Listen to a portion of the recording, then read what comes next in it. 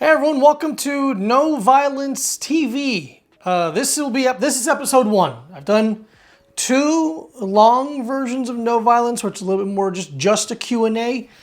Today's episode, the first episode of No Violence TV, will be a Q&A with a little bit of a technical breakdown, and I have an interview. A micro podcast with none other than Tim Butterly, a dear friend and podcaster, comedian, and now fighter. He fought this last weekend against Luis J. Gomez at Carnival of Combat. And a couple hours before the fight, we were able to sneak away and talk for about 15 minutes or so and get a little insight into how he was feeling. So stick around towards the end of the episode. We're going to look at that. We're going to watch that amazing interview. I'm like a Dick Cavett, but with cauliflower ear.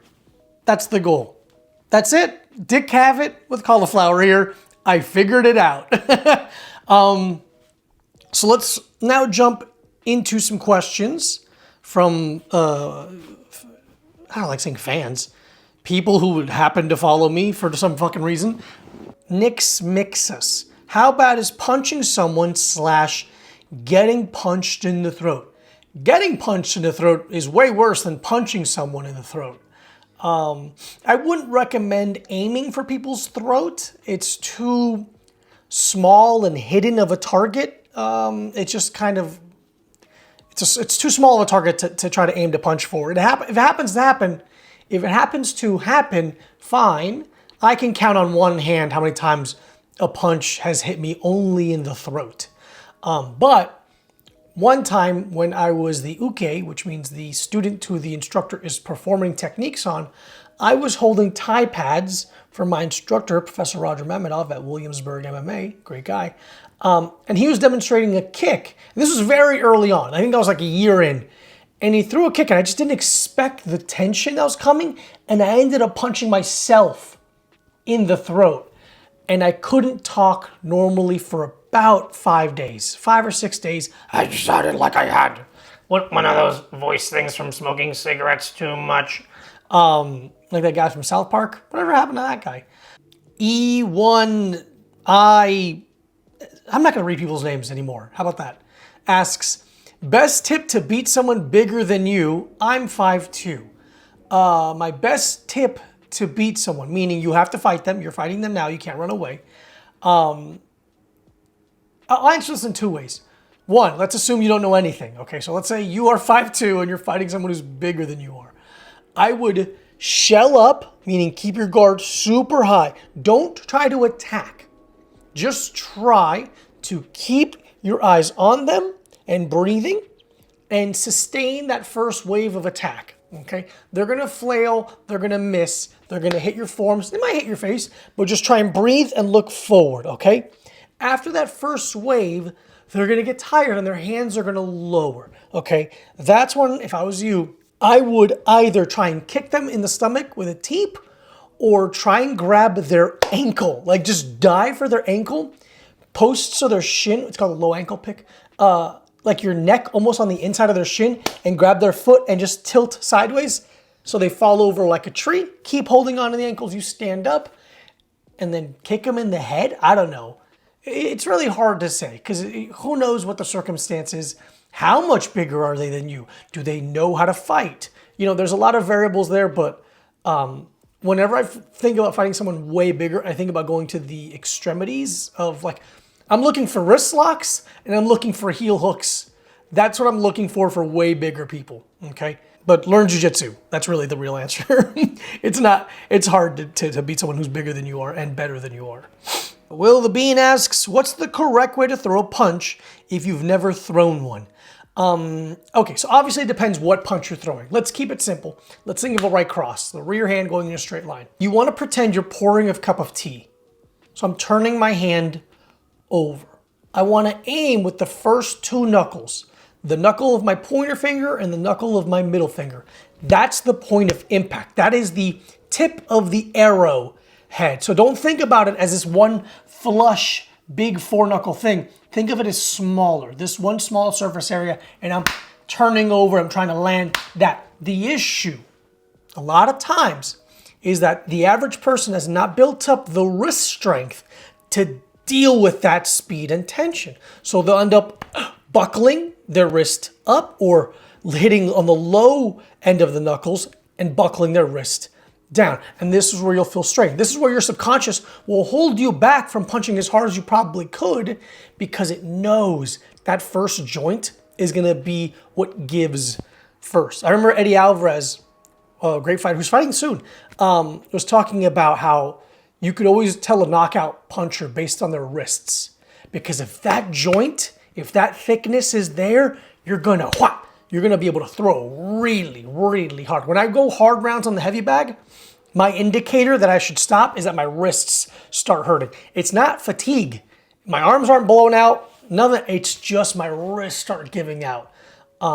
So do wrist curls, like that wood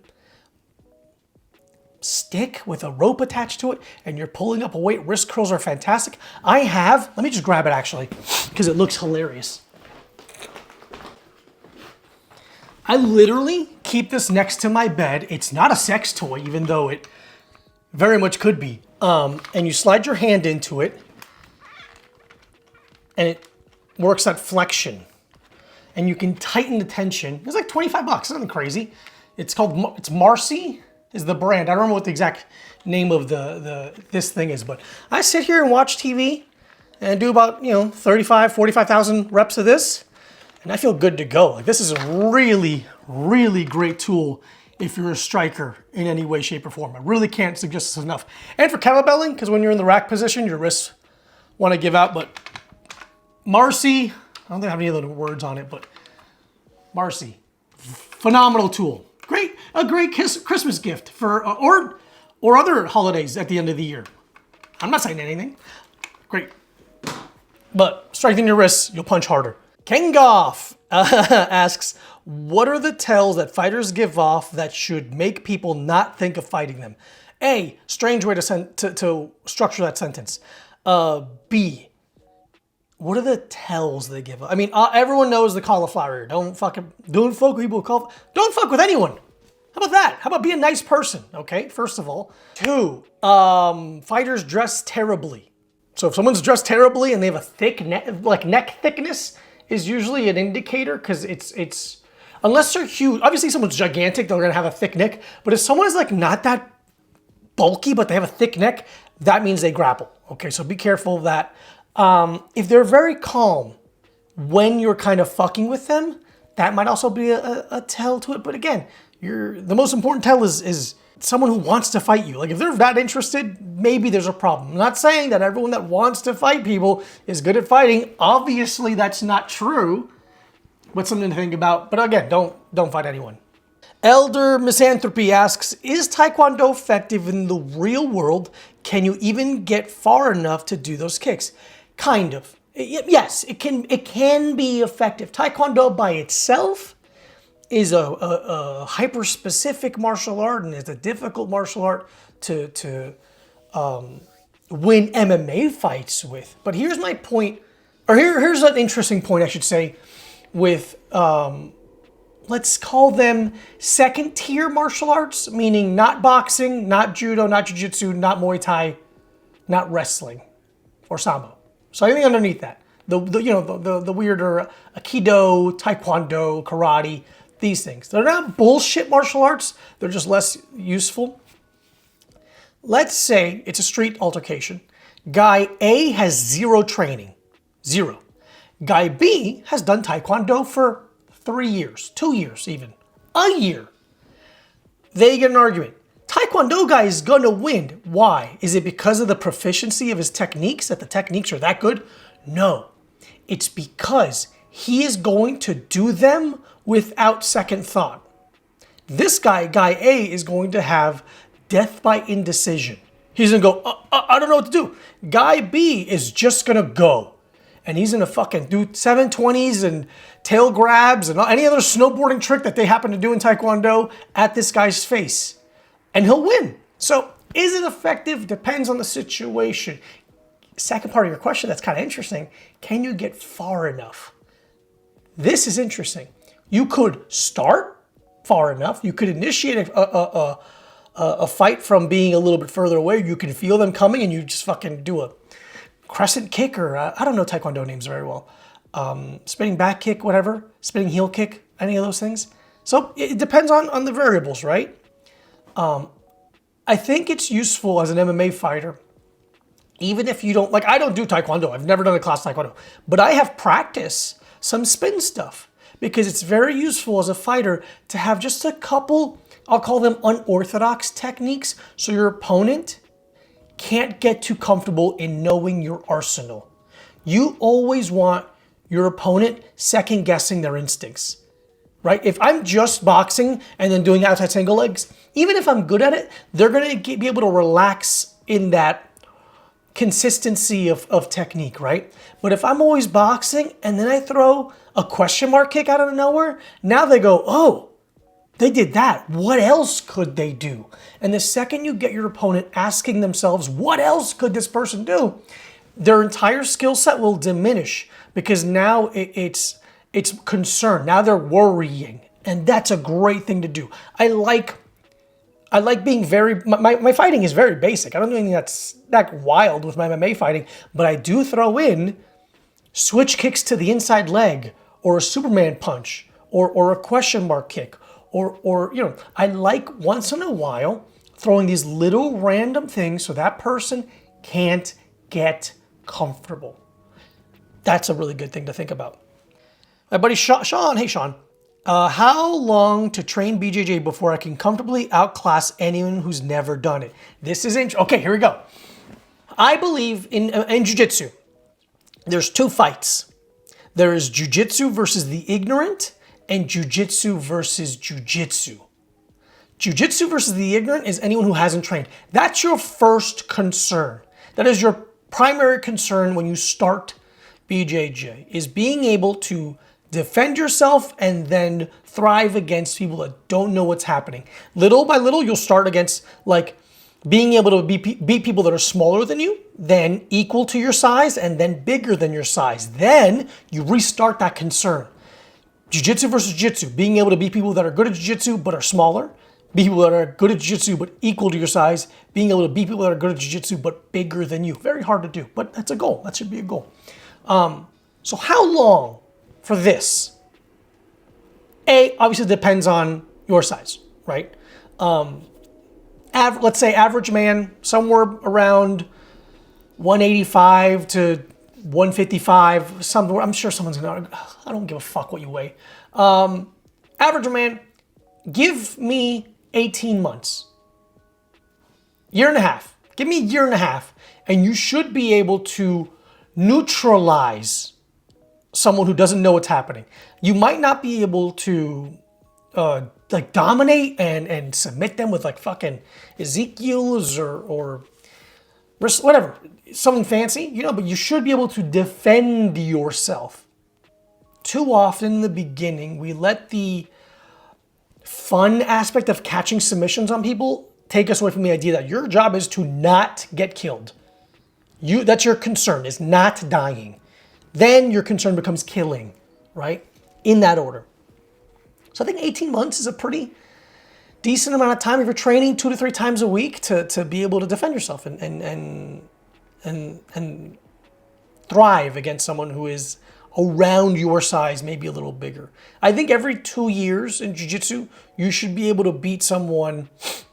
Again, as an ignorant, someone who's ignorant, someone who's never trained. Every 2 years, you should be able to beat someone who is about 50 pounds to 25 to 50 pounds heavier than the last, right? So you just keep in your mind when you're drilling and rolling, just pretend whoever you're rolling against is 50 pounds heavier than that. So you don't have the option of pushing them very easily or bumping them off. Like you have to really earn your inches and earn your escapes, if that makes sense to people.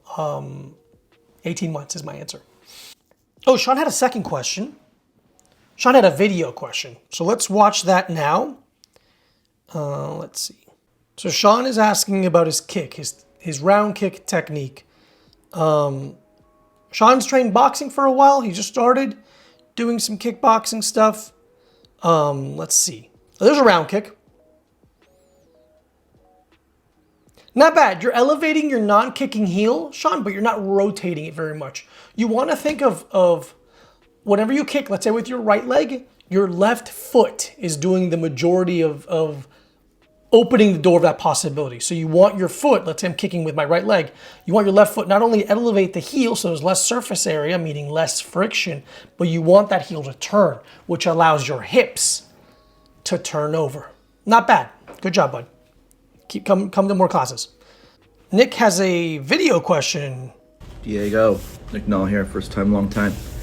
Say it's inevitable to avoid a fight and you're outnumbered. What are some things, some pointers you would give out to somebody in that situation?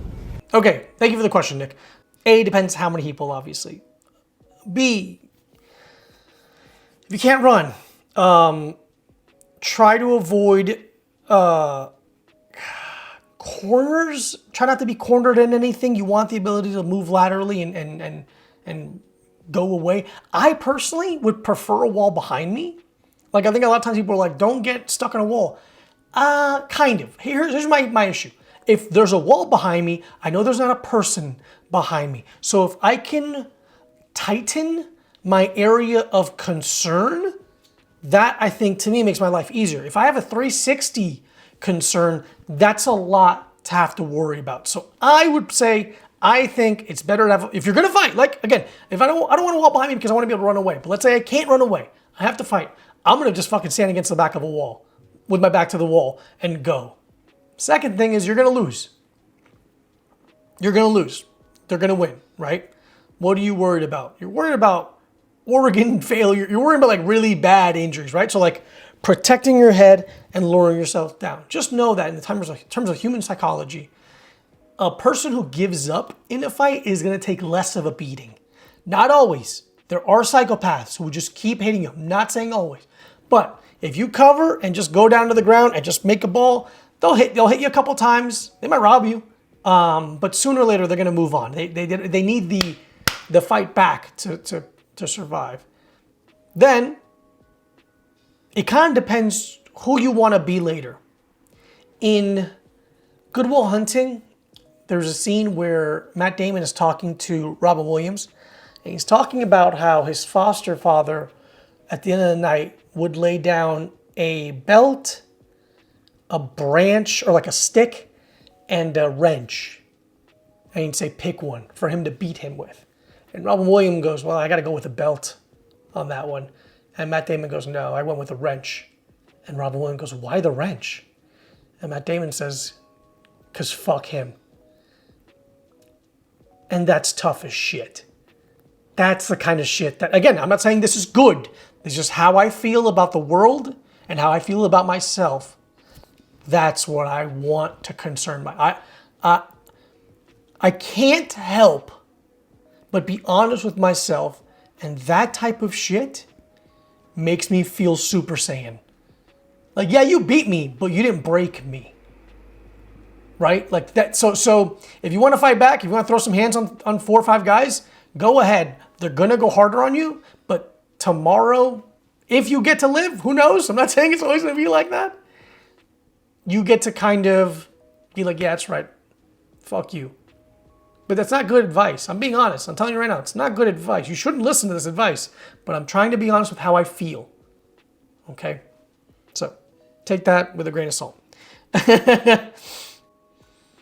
Jason asks, Jason is a friend and a very good boxer and was with me at the fight this weekend, helping me corner Lewis. So thank you, Jason, for your help and for your friendship. It was a very fun time together.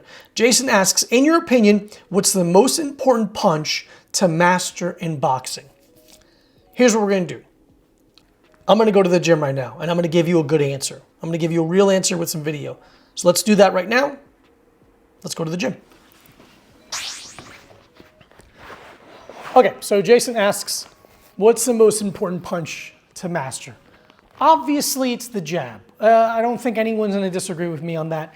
It's a pretty accepted answer, but how can we get more information? How can we be more specific?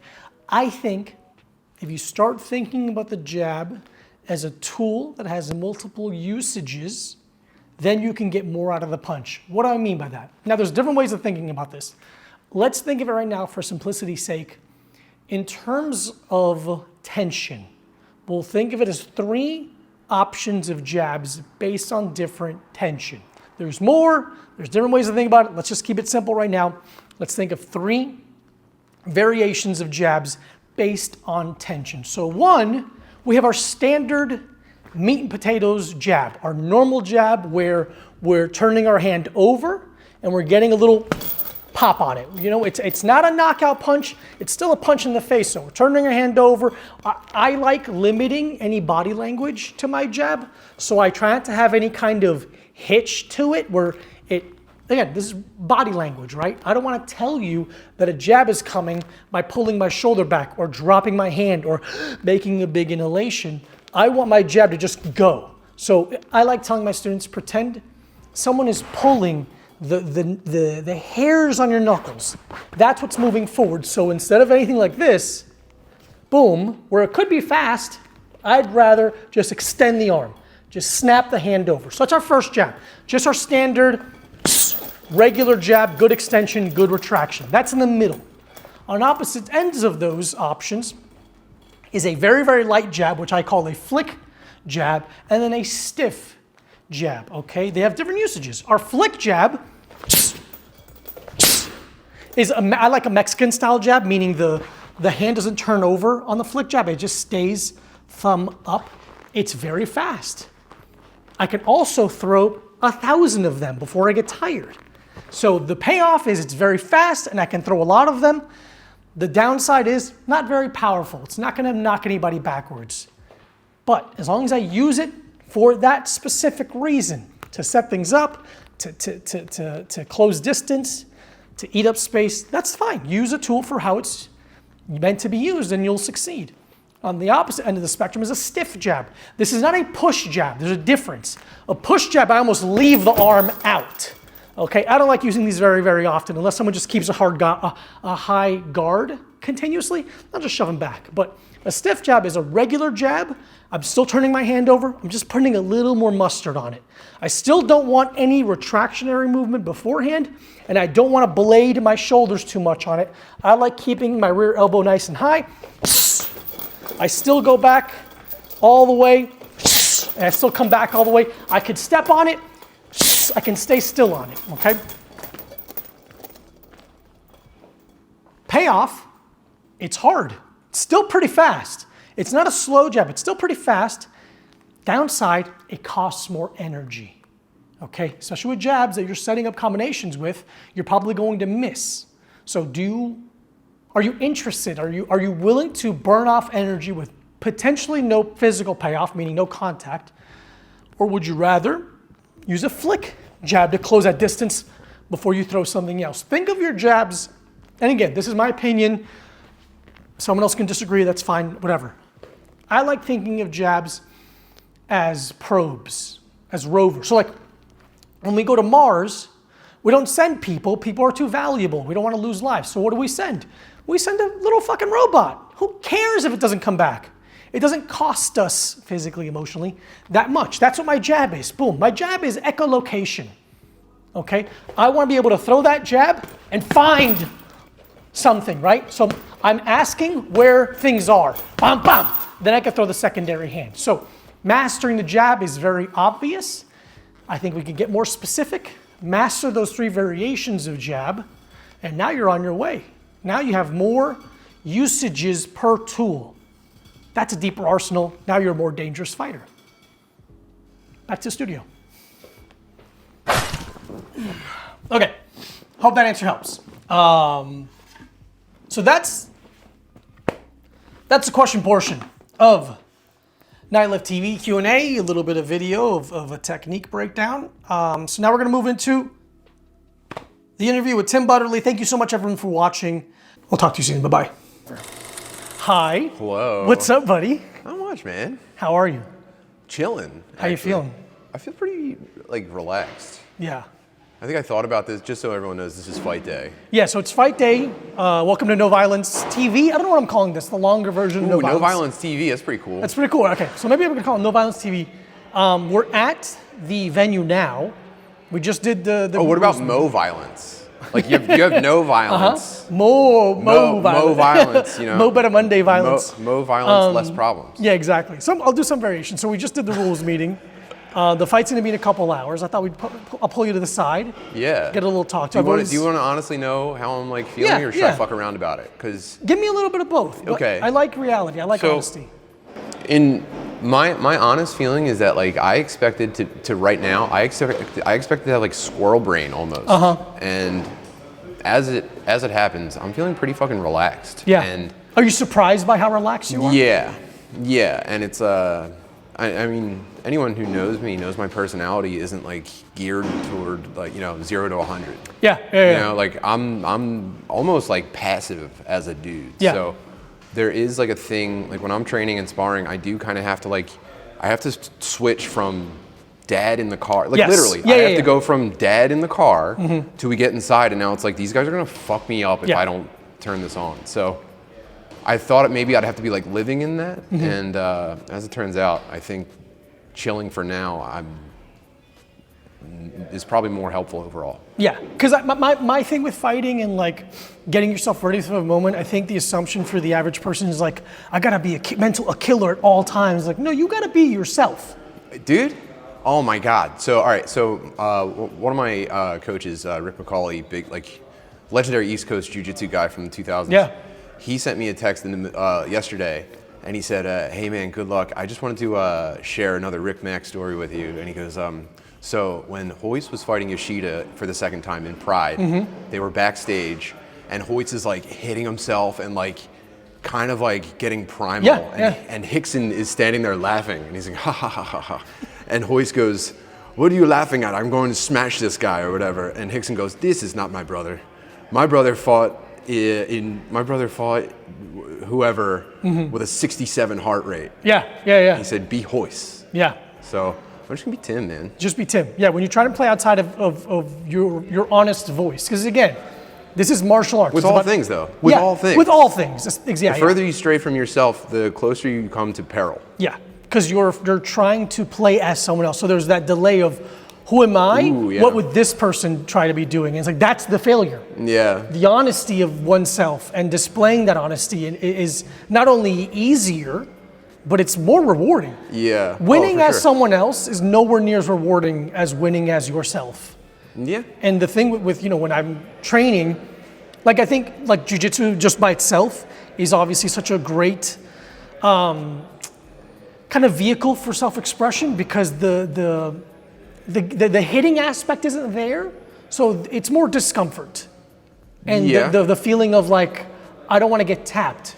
So like in that feeling, you can be a little more. It's extended release. Exactly. You know? Yeah. You can be a little. Instead of snorting it. Yeah. You take the whole pill. It's a timed release. Yeah. And you kind of go into like a hypnotic state where you're like, you do find that like competitive survival part of yourself, but you have to sustain it, and it has to be like instead of like the abruptness of like, a striking exchange, it becomes like this long like, not dance, not chess match, but like it's something. There's so many moving pieces, and you're monitoring them all at the same time, and you're acting on different things, and the impact of a strike just makes it a lot more binary. Yeah. Because you now, is this your first, because we've trained together, you've been training for a while. Yeah, what did you think of my ability? Because we trained like more than a year ago. Yeah, we've trained more than a year ago. We trained mostly grappling. Yeah. I think you're very solid, very solid Thank grappler. you. Very, like risk averse. You weren't playing anything too risky. You're being very conservative, but not clutchy. Like there's a line of conservatism in grappling where you're like, I'm not letting anything happen. Yeah. And there's a line of like, I'm not gonna chase that submission, or I'm not gonna jump for that thing, which is where I live. I love that stuff, but I need to be able to control too, but going against like a black belt, like I kind of turn that stuff off. Like Right. I have a reputation in my gym for like cartwheel passing and stuff like that. Yeah. And people go, oh man, like people stop and watch what I'm doing, even when I'm like, I get submitted all the time, but people will stop and go like, oh look, there goes Butterly like rolling for a Kimura. Sure, again, you know what I mean? and it's fun, but like I'm doing it for fun, you know. Exactly. I'm 37 years old. Yeah. If this shit's not fun, it's like I got to move on. Yeah. Is this your first, like in terms of how long you've been training? What in terms of your competitive career in martial arts? What have you done? Where does this line up? I've with that? competed. I'm a purple belt in Jiu Jitsu. Mm-hmm. I trained when I was like 19. I'm 37 now. I took 15 years off, so I guess altogether it's like 2 plus probably like 7 years. If you total. compiled it all together. Yeah, and in that time, in that 7 years, I got my purple belt. I've done a couple of years in Muay Thai, and MMA, and I started training boxing in July, and that was November 4th. Great. So I didn't expect to like compile all of these skills. I just like roughhousing. Yeah, I just want to be in. I want to get in. We have people that want to do. You know, we have young dudes that want to fight for real, and I just want to be a body in the room because it's so fun. That's where I've kind of like when I was starting, I was just trying to figure out what it is that was so enticing to me about this world. Like, why am I so obsessed with it? I think part of it is being bullied as a child and feeling like a victim, and now there's a place for me to make it so it doesn't happen again. So that was that first layer of success. But then after that, I'm like, oh, I still really like this. Yeah. And then I competed and I fought, and I'm like, I don't love that part of it. I didn't love competing. I didn't love fighting. I'm glad I did it. I wanted to be able to be like, look, I've walked into a cage. I know what that feels like. Listen to me you can listen to me and trust what I'm saying, right? Yeah. But like this part of my career where I'm just teaching and rolling for fun and training has been the most fun part of it. Yeah, and it's a separate path, man. I talk to my coach about this all the time. Like I've met a lot of coaches, I've met a lot of fighters, and like it's a second thing. Your path as a coach, that's a separate black belt. You know what I mean? Yeah. And it takes a very long time. And you know, when people from our academy travel and they visit other places, they receive instruction from people and they go like, wow, man, it's not the same. It's not the same, but it's not necessarily to say better or worse. Sometimes I think for sure. There's two styles of thinking. But yes, you do notice when a guy doesn't understand that he's on a different path. Yeah. There's guys that try to continue their like competitive career, and just they think that makes them a great coach, and it's not necessarily true. And when you see it, it kind of smacks you in the face. True. I like thinking about who's going to be good coaches and who are good coaches and what their competitive career was like. And I think Freddie Roach, I think, is the prime example of like, I think a great coach a lot of times is someone who did the thing, wanted to be great, but just didn't have the physical gifts to do it. So they became very kind of mental and cerebral about how to get better. And that's what I think makes a good coach, because you still have the hunger to win, because you didn't feel that you kind of got that in your own competitive life, but you're very much methodical about getting better. Yeah. And that's what makes like people like Marcelo so interesting, because he's a great coach and was great competitive. Yeah, So it's like, he's how a complete anomaly. Yeah, complete outlier. People think like Danaher's an anomaly. It's like, no, Danaher's body is bullshit. Yeah. Obviously his brain had to take it. He's got a daredevil brain. Yeah, you know? literally. Yeah. It's very, very strange. Yeah. But it's I think it's so cool that this world, again, specifically jiu-jitsu, you can have weaknesses or handicaps, and your skill set can conform to it. And you can be there's no perfect body for jiu-jitsu. It's also dominated by fucking dorks. Yeah. It's all just like Asperger's dorks Truly running autistic. the entire show. They have the most malleable brain. Well, not most malleable brains, but like, you know, it's less taxing. Well, no, it is taxing on your body. Everybody's always injured. Yeah. I don't know what it is about dorks, but They just persevere, dominate, and they want to in get this better. shit. Even like the tough guys, like Gordon Ryan. Yeah. Is Listen to him talk. he's probably top 5% most autistic dudes currently living. It's crazy. And no one will ever beat him. No, he's unbelievable. Steroids and autism is the best shit ever. That's Steroids when Craig and Jones, autism fucking rules. Craig dude. Jones said that, and I'm like, dude, that's truly it. I'm going on TRT as soon as this is over. Why not? I'm going to ascend and just become a menace. Yeah, it's truly a 1-2 punch. What are your, like in terms of like watching combat sports, in terms, other than MMA, is there any singular discipline, actual combat sports that you enjoy watching, that you sit down and watch? You know, I actually don't like watching jiu-jitsu. I think it's so fucking boring. It's really hard to watch. It's so fucking boring. I can't stand it. Yeah. I can't. I watch when my like teammates have matches, And I go, oh great, let's go, champ. And I'm a sharp observer, but I'm just like, as soon as it's over, I'm just like, I close flow grappling instantly. I can't fucking stand it. No, and, it's not. It's never going to be viewer friendly. But yeah, I like watching Muay Thai. I just had dinner with Sanchai. No shit. Yeah. So they do those Yocal like touring Yeah. seminars, and one of their stops was our place. So sick. And I'm not like the baddest dude in my gym by a long shot, but I am like, that's my family. Yeah. And so the seminar ends, and part of their rider is that you provide dinner and stuff for them, and like a place for them to shower and shit like that. But I think they sleep in their tour van. So funny. We have a Thai restaurant near our academy, and and they're like, oh, Thai food, awesome. Not only that, but we have a tight relationship with the owner. She goes, we're going off menu for this. So instead of like your fucking peanut sauce and shit like that, she was making them like jungle food. Yeah. Like they no plates, only plantain leaves. Yeah, dude, we were opening up like plastic bowls that they dropped off for us of stuff. I was like, I don't even recognize this as food. Sure, yeah. There's shells for things that I don't think were ever animals in here. You know what I mean? Yeah. And it was unimaginably spicy. So sick. Oh, I can imagine. But so I'm watching. So Sanchai just taught the seminar, sparred with everybody in the room, and they instantly done drinking Modelo's. Nice. And he started scooping into this stuff, and like the way that you eat it is like a whole like you pick up like a handful of rice and squish it, and then use that to dunk it into the thing, it's and like then an optional third thing later on. It looks like a car wash. Yeah, it looks like it reminds me of the 3 seashells in Demolition Man. Where you're like, yeah, and you're like watching slowly, and like you get a couple of minutes into one bite, and you're just like, did I do any of this? Sure, yeah. But I wanted to know, like, did they just champ the spiciness? Yeah. Or like, are they feeling it? And so he's eating, and as it's going, like he's sweating, and he every bite he's like, whoa. So I'm like, damn, dude, he's not immune to it. He knew can this feel is it. spicy, and he just eats it. And I'm eating the mild version of it. And oh yeah, by the way, I was invited to stay for dinner. Nice, and which is, to be sincere, a huge honor. I did not want to impose. I said, my coach Timmy, I said, Timmy, doing a lot of this. I said, Timmy, I don't know, man. He goes, this is my place. You're staying. I said, okay. And I just kind of sat quietly, and Sanchai jokes around and stuff like that. He's very silly guy, yeah. And so I'm eating the mild version, and I'm fucking sweating. I'm like, whoa, dude, this might have me at my limit. And so when Sanchai's sweating and sucking air, I kind of like point that out to Timmy. I was like, he thinks it's spicy. That's crazy. And he looks over at me. He goes, you should try mine. I said, I don't know, man.